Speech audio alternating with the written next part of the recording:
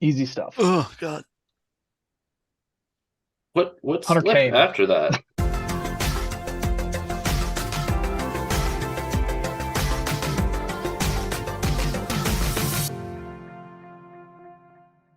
Okay, so I'm gonna bring us down. That's a Got him. good cold open. Well, yeah, because now he gave all of us a cold. I That's quite the moment or sequence you just made, Jason. But we're here today to talk about other moments or sequences. So this is the best category. This is definitely my favorite category to do. But this is the best like single thing that happened in a game, the best level, the best segment. This is a condensed game of the year thing to just whatever you think the single best thing you did this year was. And I'm going to get things started off with if I were to make a like special game of the year category, like another containment category other than the ones that have already been made for like Tetris and my other shit that I do. I would love to have a category that is Hotline Miami of the year. Because every single year there's some kind of Hotline Miami that comes up that gets me going. And my number three moment or sequence is playing the club level from Sifu. Um, Yeah. it is a nightclub that you go into and you get to beat the shit out of a bunch of people, and it's playing like, club music, and it is the closest I got to feeling like I was playing Hotline Miami this year.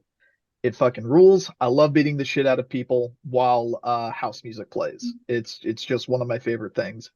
There's like lots of bottles everywhere, so you can fucking hit people over the head with glass bottles. You can kick ottomans at them just because there's a lot of club furniture. Lots of things to beat the shit out of people on. And then you do have a one-on-one fight with someone on a fucking dance floor, which just feels excellent. More people need to get the shit beaten out of them in dance settings. We'll pump some music and we'll get this going. yeah. But with that, Ryan, what is your number three moment or sequence? Mine is kind of like it's like a collection of sequences, but it's a very specific part of this game. It's the violet levels in Neon White. They're like obstacle courses where you gotta like you really have to think about how you're using your gun cards and your item cards and all Were that. those the special levels where the levels were trying really hard to kill you? Yeah. Yeah. Like a lot of extra spikes and stuff. Yeah, those were all really good. Yeah, I love those. Yeah, those were my favorite ones of like the special levels. I was love always those and stoked then when the they came out. jumping ones Mm-hmm. where you're just bouncing through the whole level. And like they're just that level of like frustrating, but also like creatively trying to kill you that it's not super frustrating. Mm-hmm. Like you laugh at a lot of them because you're like, there's one part specifically in one where you're going down, you're like slamming down through a bunch of like glass things in the floor. But if you slam too far, you get stuck on an island. Dash, do you remember what it's called? I think it's like Idiot Island. Yeah, Idiot Island, because you went too far and then you have to restart the level because you're just chilling at the bottom of this thing and you can't escape. Hell yeah. Those That's levels You even feel get an super achievement good. for finding Idiot Island. I'm sure most people found Idiot Island. I don't think I did, but was that like really late in the game or was that an It's like one of the earlier? middle ones. Then I've Yeah, But definitely if you're played playing it. correctly, you won't see it. Yeah, I've It definitely means you played the like level then. overshot something. But yeah, I don't think I got to Idiot Island. yeah, it's Those basically like a levels, big like when tower that has glass floors, and you're just. I think you're using the You're using the SMG to stomp through the floors Probably because the there's green one. yeah, and then Yeah. it goes on for like a little too long, and then if you go one too many, you fall all the way through. I wouldn't be surprised if I went one too many, saw that I fell through, and then restarted without getting to the bottom. Oh yeah, makes sense. That's probably Yeah. what I did in because that you're scenario. rushed during that because there's a big spike wall falling or ceiling, I guess, falling Mhm. towards you. So you have to keep going in order to avoid it. when you get into like the groove on them, they give me that like Rayman Legends feeling of Oh, yeah. just like chaining everything together perfectly and just having it go really, really smooth. Like they are easily the best side missions in that game. But with that, Jason, what do you think are the best side missions in something? So my number three was also the entire club level from Sifu. So I Good didn't taste. beat the game still, so I've only played three of the five levels, but of the three, that's definitely my favorite. I do think the museum could have taken the slot if I didn't find the boss fight so frustrating and I still haven't beaten it, because I do think the vibe of the museum's pretty cool. But Yeah. I was kind of in the same spot. Like I think the first level's fine, and I've played it the most because I played it over and over to try and get my age down. But I did think the club, like I feel it definitely opens up, it adds more weapons. Specifically adding the staff was fun, and like you mentioned, all of the bottles everywhere that you can smash on people's heads. But it also added more directions and like dead end options that you can go do to kind of get extra stuff.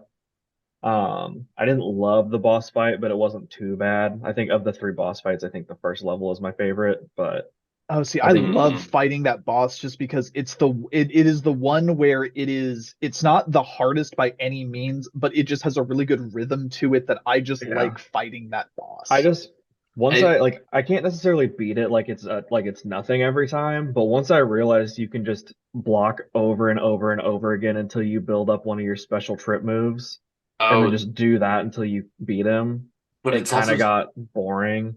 it's so easy to just like those rhythms are so consistent. You can just dodge Mhm. them Yeah, easy. just You like don't have to hoop, block hoop, at all, jump. and Yeah. and that's just very satisfying.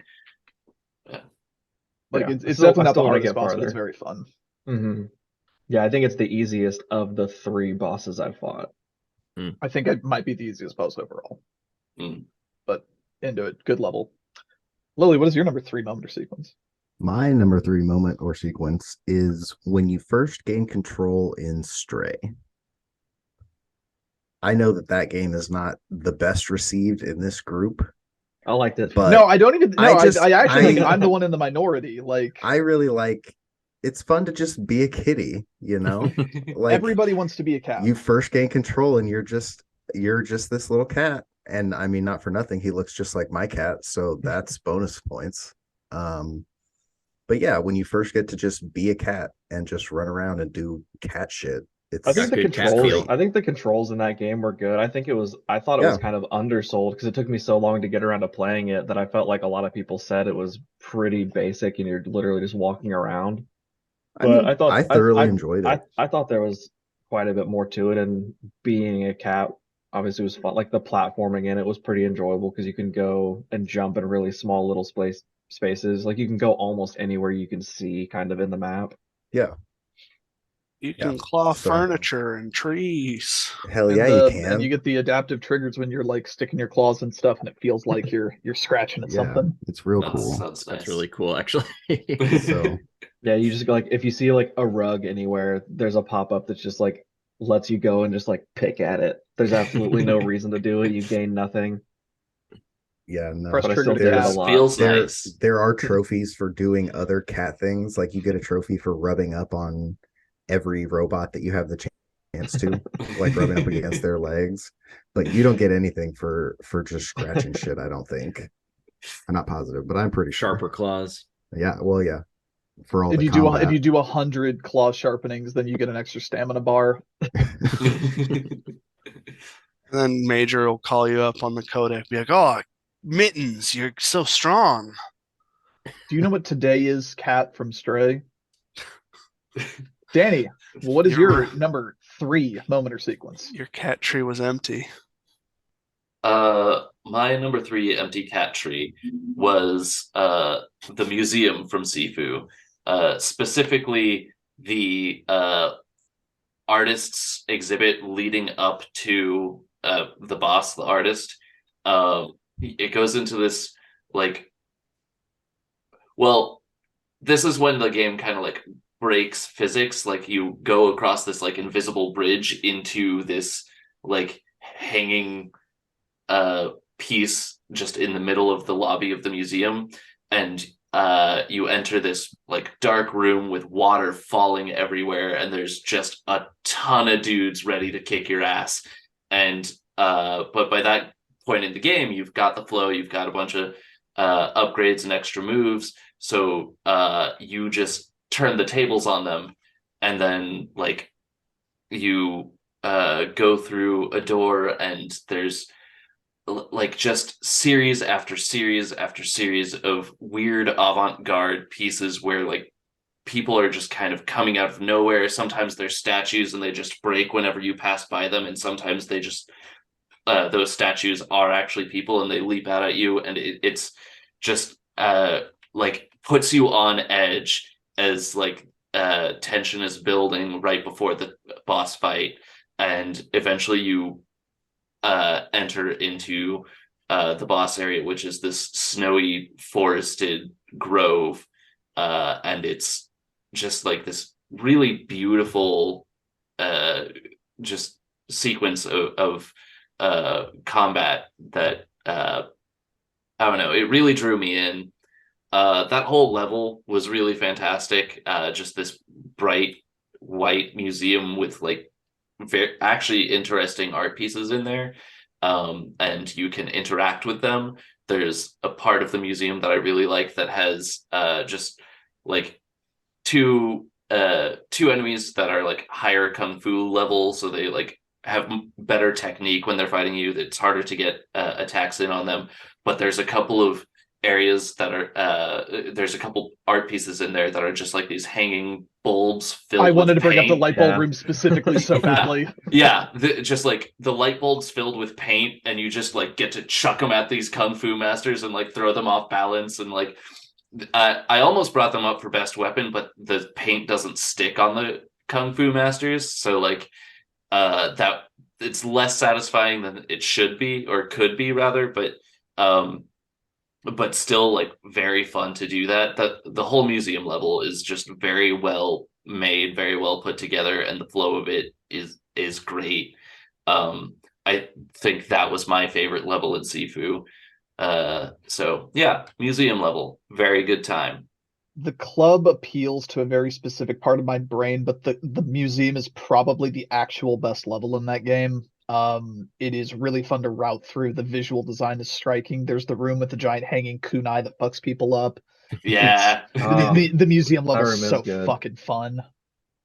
Yeah, and I It like al- the swords and bats. I like the it bats also, that the like- security has. It comes in at the point where you get a really good grip on playing that game.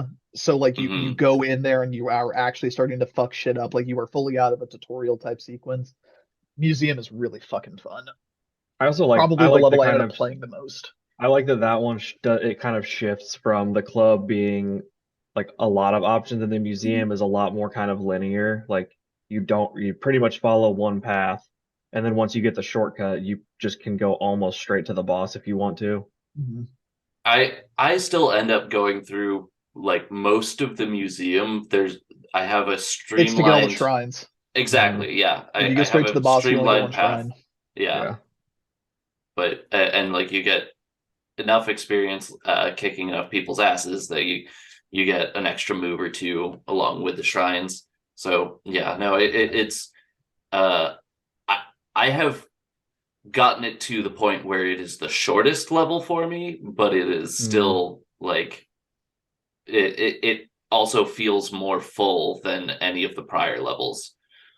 So Museum's really fucking good. mm. But Hunter, what is your number 3 My- museum? My number 3 museum is when you start riding Steel Titan in Live Alive.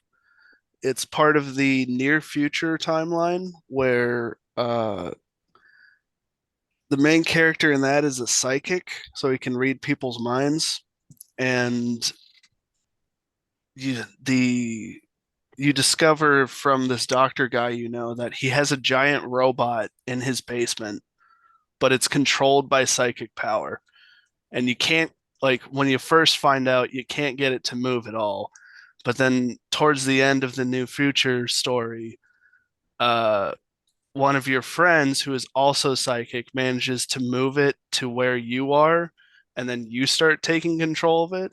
And the main character in that one, he's kind of squishy. He's got like a lot of big area of effect attacks and stuff, but he's easy to kill. But then you start controlling the Steel Titan, and you're just in a giant robot while these tanks and jets and stuff are trying to stop you, and you're just decimating them. Just they stand no chance against you. and one of his moves is a big laser that shoots out at both sides. And Oh, when yeah. you use it, he goes, "Laser!" This And is the just the Pascal bit from your kind of, Automata. but you get when you're in the Steel Titan, Danny. If you care about the near future story, you might want to mute me. I don't know. No, Take off your no, that's not how headphones. this works. But anyway, the bad guys are trying to revive their god Odio into a giant Buddha statue, and they managed to do it. So the last fight is you and a giant robot fighting a giant sentient Buddha, like Fuck yeah. owl Buddha statue. Fuck yes. It's pretty cool. Somebody into wave that. at Danny to get their attention.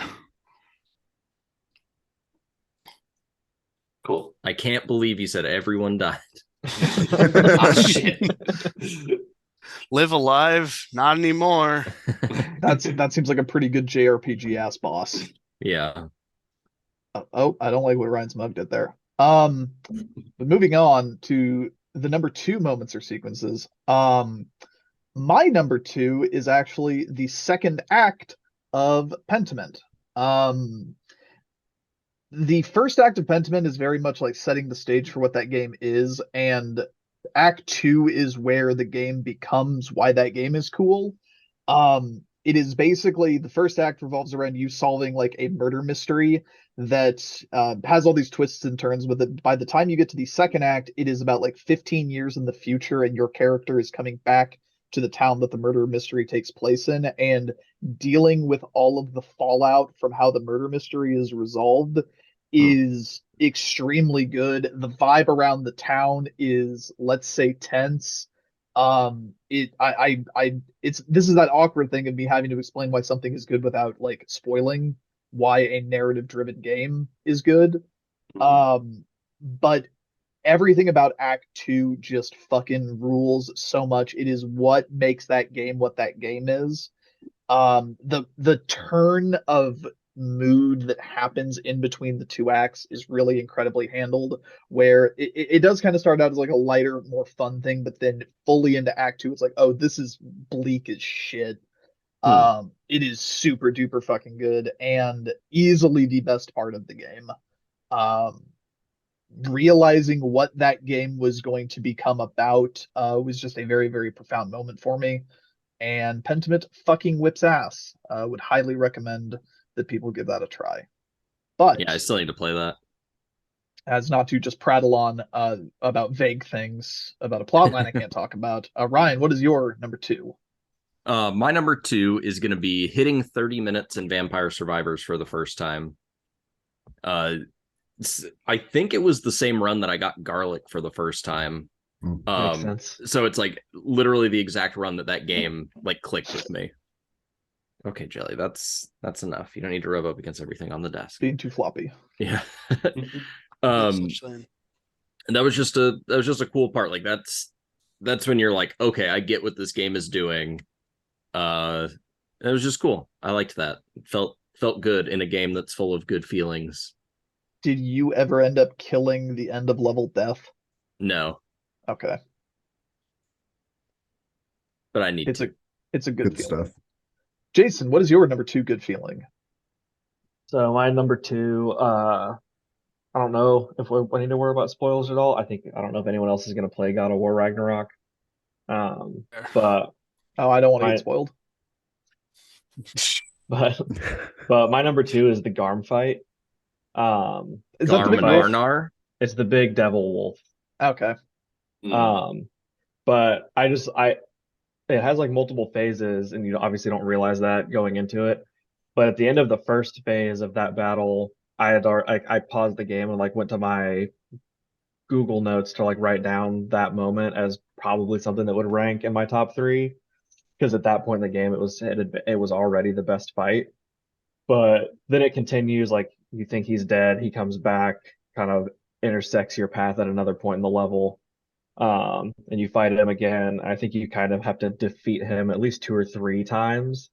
And then the way that battle ends is what really pushed it over the top for me. A really good moment, with me. I'm a pretty big animal person, so kind of the little animal storyline with the son in the game clicked pretty hard. They got me pretty early on because in the opening scene of the game, your pet wolf dies. Like you have three Spoilers. wolves. I mean, it's like 5 minutes in the game. You have It's more than I'll ever play of it. you have 3 wolves, and 2 of them are really obviously just kind of used for work and like transport, and one of them is obviously more of your pet that you actually care about, and it's old and dies. And I don't know, is anyone gonna play this game? I might play it in a eventually. few years. I don't Okay, I care won't- about spoilers. Okay, well, I won't spoil for Ryan, but the way that it goes, the way that that battle ends is kind of what makes it rank high on my list. I actually And like just this the might general mechanics of that fight were really fun. this might come as a surprise to you, but I actually think you're underselling this moment, as it might actually be my favorite part of that game. Yeah, it was my The favorite part le- of the whole game. The level prior to doing this like kind of fight sequence, it is you as the boy and one of Thor's children, basically like going out on your own and trying to prove Mhm. yourself that like you are hot shit and that you can do this shit. And you go into like the Norse version of hell and you free the giant fucking wolf. Yeah, because you think it's you just don't like know what the fuck- suffering. It's chained up Yeah, so you save it, and then that ends up fucking a ton of shit up. So then across when the Boy whole goes back- universe. yeah, Mm. when Boy goes back to Kratos is just kind of like, you son of a bitch. It's kind of just like that moment of vindication for Kratos of like, this is what I've been telling, like, this is why Yeah. I've been telling you not to fuck up. So he's just like, okay, you fucked this up. We are now going Yeah, to go but in and then fix it. the way Kratos handles it is a pretty good kind of growth in his character as well. Yeah. Because he's like, yeah, you did fuck up, but I'm not going to be a total asshole to you. We're just going to go out together and solve the problem. I'm Yeah. just gonna rip your head off and use it to reveal hidden passages. But the It's- actual it- mechanics of that fight are what initially made it really enjoyable, and then like the story aspects of it just improved on it. And like the whole level that you are doing that level, like you are fighting it like from the beginning, like it's Mhm. running around fucking shit up. It is altering all of the terrain of this level that you had just gone through previously, opening up new pathways. And like you are fighting it across the entire level before finally like wrapping it up at the end. Like it's a very well paced series of events. It is maybe the best part of that game. Yeah, I think it's probably the best part, like the best individual total level. I think that is the best one. It's very well done. That's also that's after you get the spear. Yeah, it's So it's you pretty have late all in of the- your traversal tools It's as pretty well. late in the game at that point. Yeah. Like I think that's it- one of the last major things you do before the kind of final like battle. God of War reboot, best levels being in Helheim, as it turns out. But Ryan, what is, or in fact, that was Jason. Lily, what is your number 2? My number 2 Dash thought he was is- talking good stuff about Ragnarok on his own turn. Oh, that would never happen. my number 2 is when I beat Sifu by the Okay, yeah, seat of yeah, my fucking sure, pants. whatever. Fuck off. What? Eat my balls, Dash. I went into the last level because Dash told me to while I was streaming. I thought I had lost because I didn't realize I would get to live one more time once I hit 70. Mm. Oh. I think something like that. So I thought I was done, and then I saw the the respawn screen, and I was like, okay, that's neat and unexpected, and then I just kind of pulled it out of nowhere, and that was great, very good, 10 out of 10. Lily, I think you're forgetting a I'd very like- critical bit about this. I'd like moment to of experience sequence. that sequence someday. If you would like, I can also tell this moment or sequence from my point of view as I was watching you do it. Oh, I fucked it up left, right, and center, but No. So you reach the you're ready to fucking stop streaming for the evening and like whatever reasonable. But me being a hungry watcher, you also reach this level at like level like 50 or something like that. yeah, And I tell you, you know what? Just fucking give it a go. Like it's whatever. It's the last level. Just fucking try it. So you go in, you clear the entire level But at some point during this middle like period, I say, if you beat this first try, I will Venmo you $20. Oh yeah, And that's right. I go forgot through about the that. whole fucking thing, get to the end, and then clinch it out right at the last possible minute, and I have to give you $20. Yeah, that was Uh, sick. I I forgot was about that entirely. so confident you were not gonna do it. Like After it he was, sent you the $20, did you say thanks, chat? No, but I said thanks, Dash, but I missed my opportunity there. I was so fucking confident you would not do. Like it wasn't even like I said that as a joke. Because like, oh yeah, this won't happen. I know. Dash's kids didn't eat that week. Yeah. Thanks for the bits, Dash. So that is So- that there's more to that moment that involved me losing fucking one Andrew Jackson. That just makes it even better. It should be number 1 on the list. Fuck. But with that, Maybe Dash is Danny, number 1. what's a moment that I didn't give you $20 for? So you didn't give me $20 for the opening of Pokemon Arceus. The opening cinematic Oh God. is stuck with me all year. I keep forgetting that game came out. It's so fucking wild. It's just bizarre. You're like a kid in modern times, and you get sucked into this wormhole, and you're just falling through space and time, and God comes up to you as you're dropping your phone and just like sends it back to you with a sick new phone case. Like, God becomes your cell phone. yeah. I have wiped this from my memory. I have like now I remember it, but Yeah, I no, haven't when you thought just about said- this when since you I said played the it, but opening yes, you're completely cinematic, right. my brain said, "Nope, we got nothing there." I haven't stopped thinking about it. It is a Nino Kuni 2 level of culture clash. What happens in this opening segment? Oh my God, yeah, no, like that's a great comparison, honestly, because it I just don't know what happens in Nino Kuni 2. Nino You're- Kuni 2 starts off in like a high fantasy thing, Kunis. and then all of a sudden one of the president's bodyguards comes in and starts shooting people with a gun. But he's like in modern day clothing. That's after the game opens with you being the president and getting bombed off of a bridge and waking up in the high fantasy setting. Nice. We have two different isekai moments for Danny. But yeah, no, the opening of it is it is buck wild. Yeah, no, like it makes absolutely no fucking sense, and I love it. It will stick with me for years, I'm sure. I had Well, I always like- erased My it cell from my phone was memory until gone. you just brought it up. I like how after that too, you're just in like your pajamas and every single character is like, "Oh, you're wearing funny clothes." It's a good game, genuinely. Like I brought It's it up in the writing. best Pokemon game that they have put out in a long time. Yeah, it is.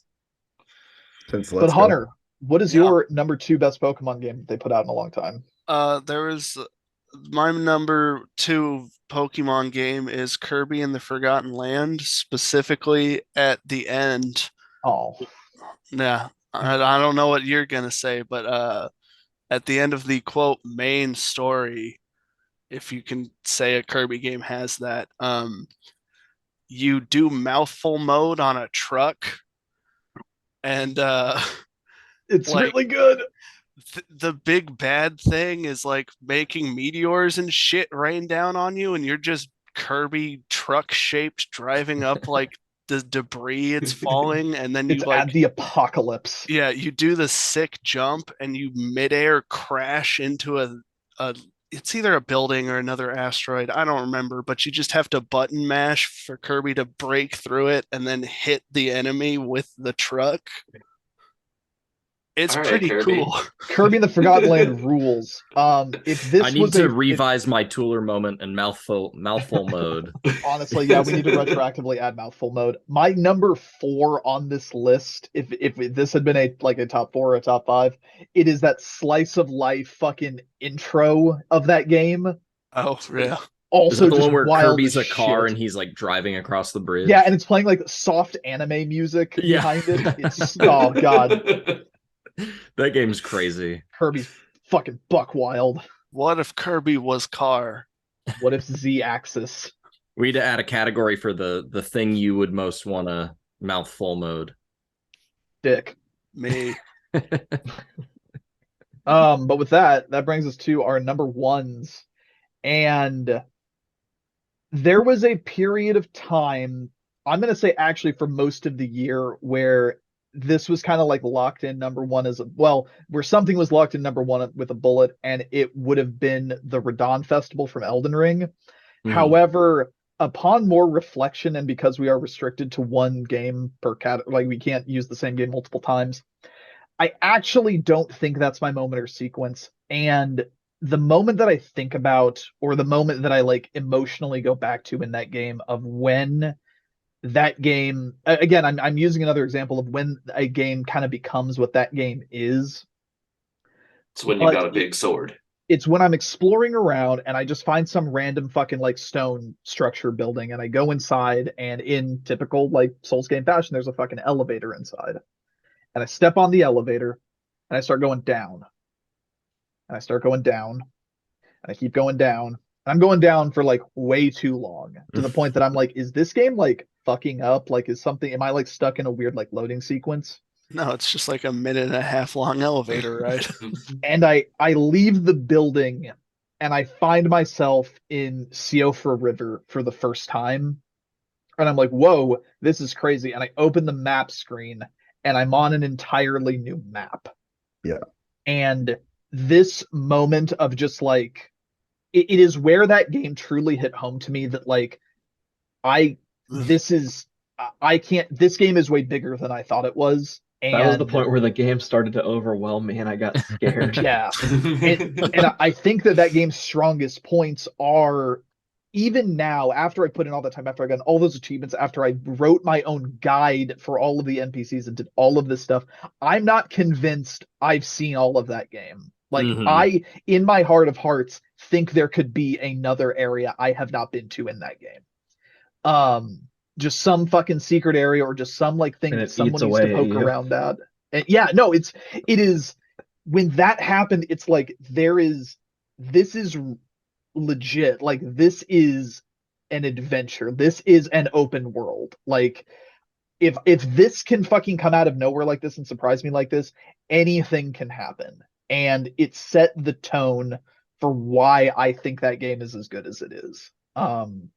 I've thought about that feeling I got when I got into Siofra River over and over and over and over. Also, like, not to mention that the area is completely visually striking. Like, that's where that game becomes like very, very Bloodborne-esque, where it's like, okay, I'm going down super far, but then all of a sudden I'm in space, like this weird pocket dimension. It fucking rules. And that is actually, I think, the moment that sticks with me most out of that game. My headcanon is that it's not space and it's actually like glowworms stuck to the roof of the cave. Or even like if it's like fucking when you go down the tree in Ash like Lake in Dark Souls, like it's like this feels so wild, and there's so much potential in all of the rest of the game that you just need to poke around at it, because it's a completely unassuming fucking building that you go into to do that. Like, yeah, you're in like a little like misty little forest. Yeah.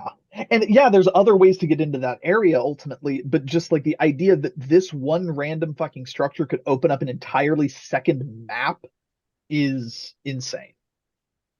But with that, Ryan, what is your number one moment or sequence? It's actually going to piggyback off of yours. Yours is part of it, but because it's sequence, I'm just going, this is the biggest sequence. It is just slowly and steadily realizing how big that game is, Elden Ring. Because it's like, at a certain point, Dash, you thought you were about to beat the game and you were fighting the final boss. And little did you know, you had 3 areas after Fire Giant. Yeah. Like, that game just keeps going. And it's like, you find Siofra and I'm like, oh, this is going to be small. And it's like, it's huge. The whole underground area is huge. And it's got multiple layers. Like, you go even deeper. You find the friggin' Blood Lake. Like... I distinctly remember, like, when I got to Altus Plateau, and I'm like, okay, I just got to the last area of the game.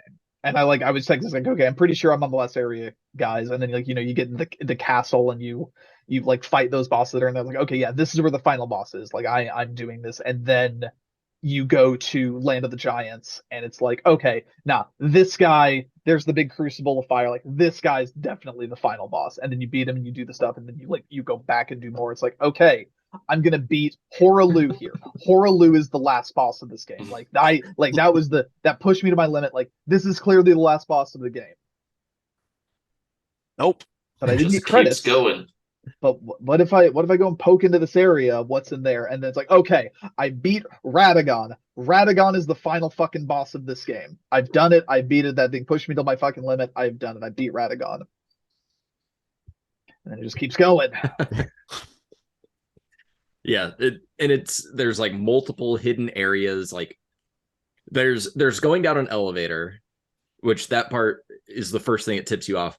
But then there's times where you find a coffin just sitting at the precipice of a cliff, and you go even deeper.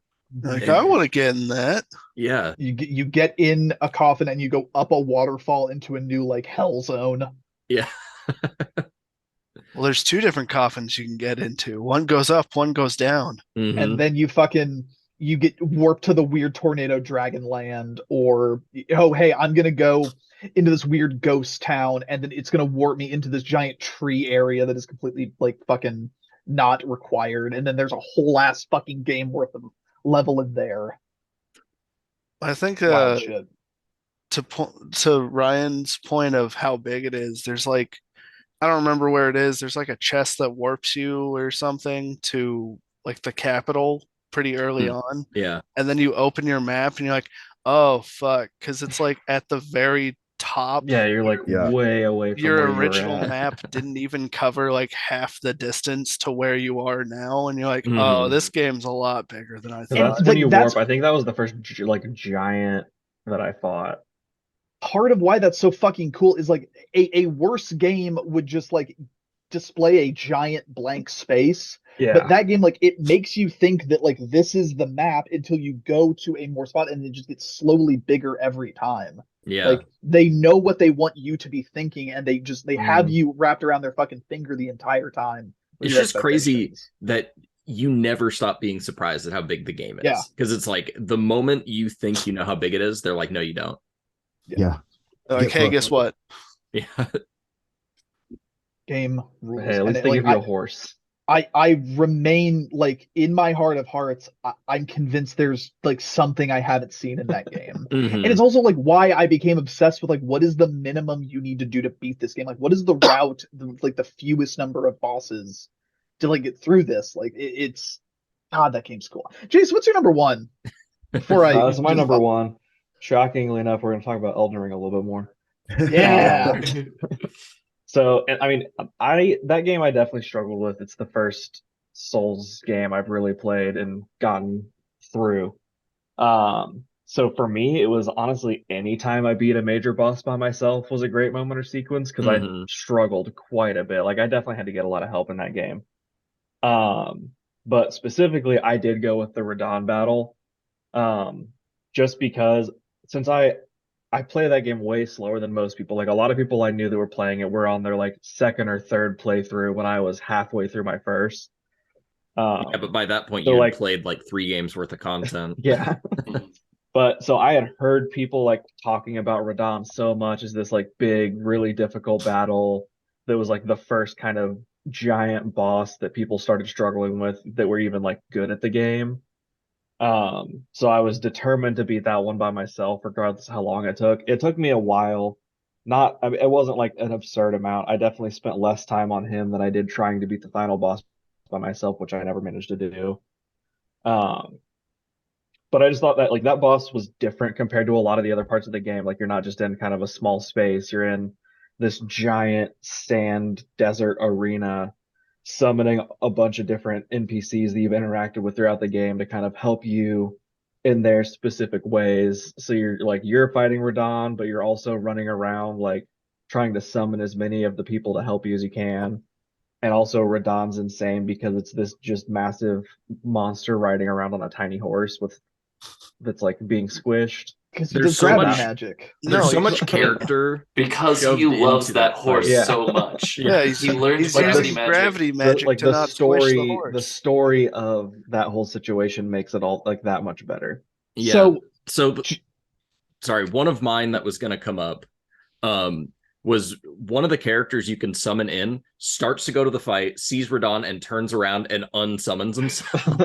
Patches. thank you, Patches. and, Shout out Patches. The pot guy like dies in like 2 hits because he's made of clay. Hey, shout out there's just Alexander. yeah, there's just so much like little My bits of boy. character and stuff you probably wouldn't even notice unless you were paying attention. So Jason, like this is probably lost on you a little bit just because this is really kind of your first Souls game, but like Mhm. every single Dark Souls game or like these types of games has a gimmick ass boss fight, and they're usually terrible. Or just like I admire that they tried something different with this, but it usually ends up not being fun. Radon is the first kind of gimmick ass boss fight that I think they had actually fucking nailed completely. Like getting in there, summoning all the homies, and like this being a like annual festival where all of the warriors of the land get in here and try to kill a god. And before they go in there, you fucking get in. It's the bathroom where all the boys are singing the Halo theme. Yeah. It is peak dudes being dudes. Everyone of just like, yeah, we are gonna get in here and we are gonna fight and kill God. We are gonna It's- kick some ass. It's a big party. Everyone, it's like it's everyone in there has like even because Blade is there, like all of these people that you see throughout the game as these different NPCs, like, but immediately it puts this layer of like dumb bitch attitude over all of them. They become frat bros in a way that is so fucking good. Like Radon Festival is it's handled so well and it's so fun. It was gonna be my moment or sequence until I changed it. Like in most of this year, my thing has said #1 Radon Festival. Mhm. But Lily, with that, what is your #1 moment or sequence? Well, another surprise. We're going to talk about Elden Ring. Let's talk about fucking Elden Ring. Let's fucking go. So I'm pretty sure I talked about this in best visuals, but it kind of piggybacks on what Dash and Ryan have been saying. Like it's when you first step out into Limgrave and the world just opens up in front of you. You've got the Tree Sentinel, the Church of Ella. You can head to Stormvale. You can go into Caelid. Like that first moment it's the beginning of what Ryan is talking about. It's when the very first moment you start to realize how big the game is. Like you open the first door to go outside and it's just like, hey, fuck you, here's everything. And, Yeah. and Or so you think. they do that Dark Souls thing where you're talking to the guy and it's like, okay, you need to go to that castle that's up there, and it like frames the castle perfectly in the shot so like you can see it, you know the direction you Right. need to go. No fucking waypoints, no fucking map marker, just like, hey, you need to go to that fucking castle up there, and you go and Yep. figure out how to fucking do it. Yeah, Follow and then the he calls grace you a if you virgin. can follow the grace if you read the message that tells you to. Otherwise, Mm. good luck. So yeah, I love it. That in the same way that Dash had his #1 locked, more or less. That's been at the front of my mind since I did it the first time. So It's a real Breath of the Wild moment. Yeah, and it's that same yeah, like I think it's so good. I think it's like somewhat reductive to compare that game so much to Breath of the Wild, but it also very clearly is drawing a lot of inspiration from the way that they handle a lot of that. But it's so fucking good. I just wish I had a paraglider. Yeah. Give Yeah, me a instead of jetpack. torrent. Give Torrent a jetpack. But Danny, what is your #1 moment or sequence? Well, I'm not gonna bring up Elden Ring here. Get the fuck out. Get the fuck out. So Boot it the from thing chat. is- Moving you from the Cast. meeting. The thing is that I got to Elden Ring late to the game, so the online stuff had already died off. There was no one playing it anymore, and the game was greatly reduced by that. To be quite honest, so my #1 moment or sequence is. So y'all remember a game called Super Mario Sunshine? No. Never heard of it. What's Mario? Well, so there's a boss fight in Super Mario Sunshine where you go to this beach and there's supposed to be a hotel there, but it's shut down because they're being terrorized by this manta ray, this shadow that comes through and is just covering everything in goo.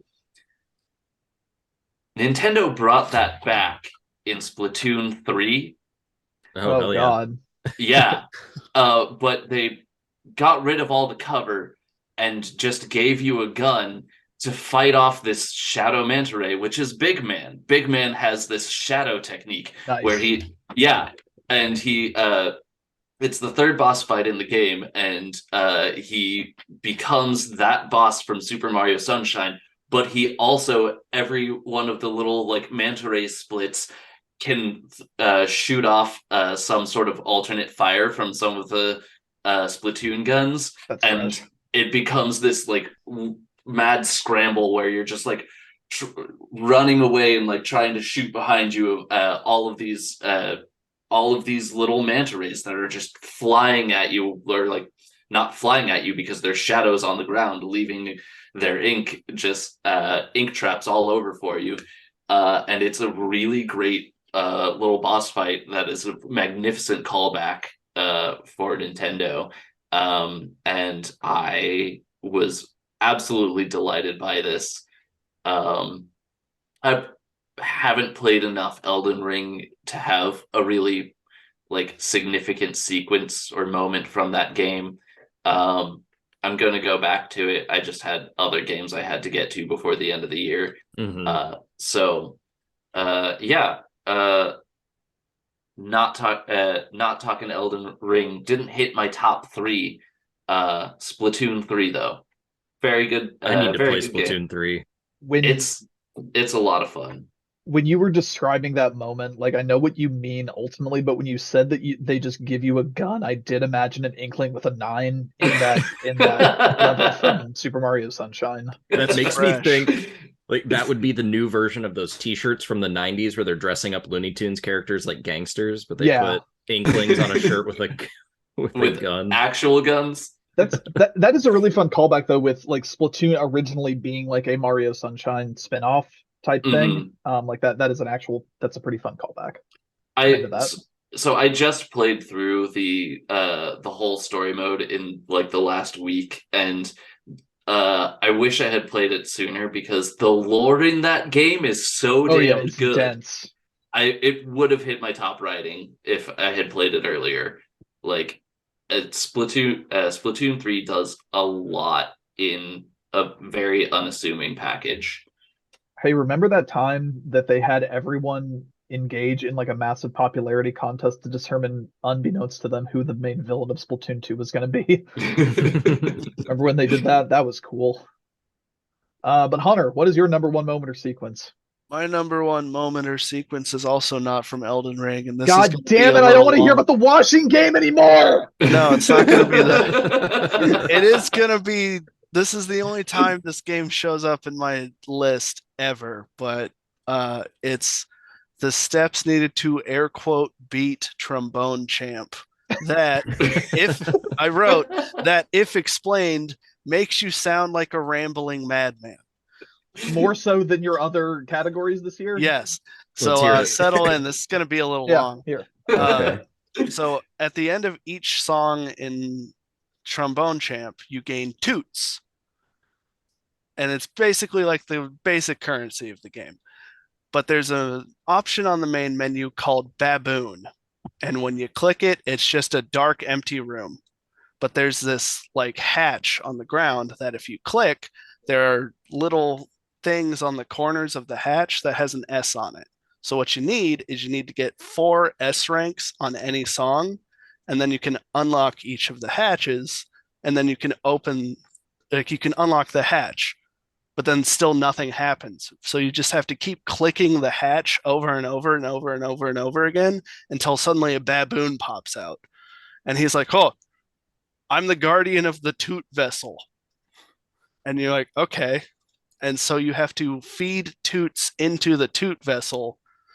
Let me see, where is it? Where am I on this walkthrough I wrote? So you Anyone have else heard of this to game? Yeah, No. you have to pay ultimately 10,000 toots to get the blue key. It's a lot Which- of toots. And you're going to need a lot more than just 10,000 toots, by the way. There's also an option on the main menu called Collection, where when you open it, there's just a bunch of cards that you have to collect. And in order to collect those, you have to buy, it's like gacha packs using toots. And they're all like either famous trombonists, or it's like brass because trombones are made out of brass and stuff like that. And then you have to do that until you get the bass cleft card, which you click that multiple times to get you to another dark, empty room. You click the hatch, and a different baboon comes out, and he says he's the guardian of the turd vessel. Which then, in order to earn turds, you have to scrap multiples. You have to scrap cards you have that are extras. So then once you have 3,000 turds, you put them in the turd vessel to get the red key. And then on the collection menu, there's a candle in the bottom corner. You have to click that a bunch until suddenly there's like a little demon pops out, and he tells you that he needs cards in order to make something. So and he specifies which cards. So you have to get enough of these cards in order for him. Where the fuck am I? I lost my place again. Good God. We're about a quarter of the way through. Get everything. Okay, you have to get enough cards for the demon until he gives you the champion trombone. And then you have to go back to the main menu. You have to open the options. There is an option under there called Baboon Allegiance. You have to set your baboon quantity to Inferno. You have to set your baboon Obviously. preference to Hamadryas. And then you then have to get 10 hot dog cards, because there's a hot dog card. A lot of the famous trombonist cards, it'll say they can eat blah blah hot dogs in one sitting. So you have to get enough toots to get enough packs to get enough hot dog cards, because one of the cards is Trazome, which is just Mozart backwards. It's just like an inverted colored picture of Mozart. So when does this get insane? Because this all just sounds like a normal video game up until this point.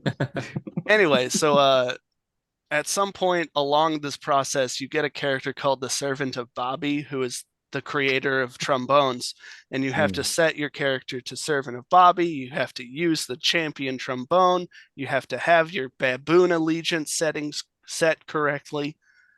And then you finally click the Trazome card enough, and then you start fighting him, in that it's just like some Mozart song, but really fast and hard to play. And then but it doesn't matter how well you do.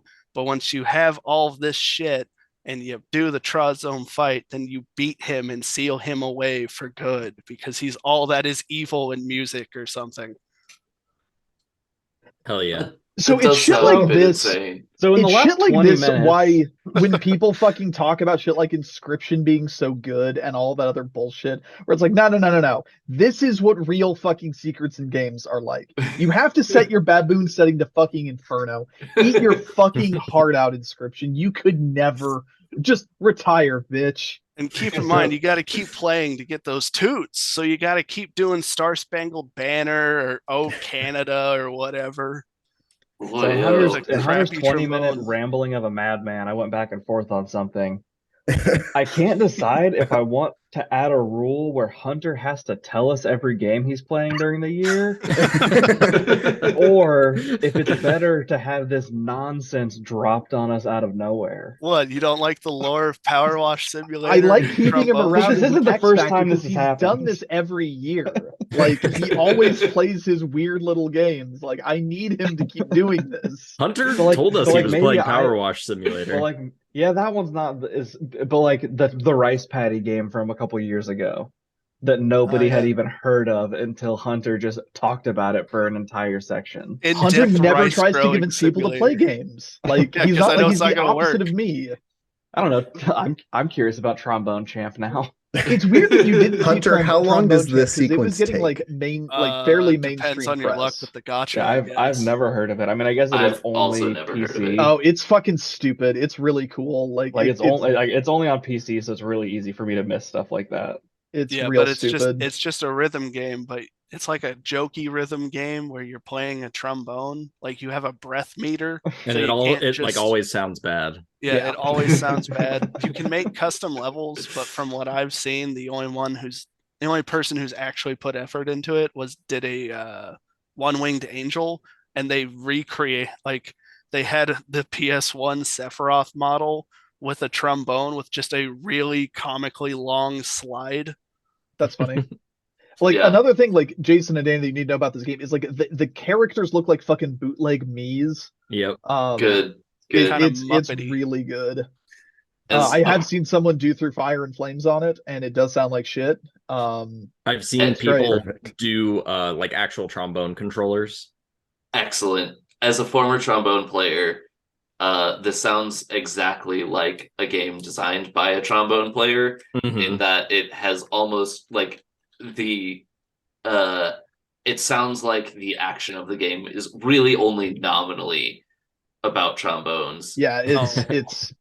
it's wild. It's got fake loading screen tips and like fun facts. Like the person with the most trombones was this guy in 1851. He had 2 trombones. Well, Yeah. I think that's going to bring us to a close on best moment or sequence. Good I year. want to give a Good quick yeah, shout out to performance. getting the platinum trophy in Bloodborne. Hell yeah. I'm gonna give a honorable mention to the final boss battle of Persona 5 Royal. Every category. We almost yeah. got through it. Add it up to We here. almost got through without. I'm going to give a Persona. quick shout out to hanging out with Big the Cat and fishing in Sonic Frontiers. I'm going to give a quick shout out to beating the Elden Beast with Ryan. That And was a I'm going to good give one. a quick shout out, piggybacking off the previous category, to doing a turn 1 snap in Marble Snap. Mm. Hey Dash, you should give a quick shout out to giving me $20 that one time. I already I did need to do a quick shout out. I already explained it. You should do it again. No. But with that, join us next time and we will be talking about our biggest surprises of the year. Always a very fun category. Oh. But until then, I will see you.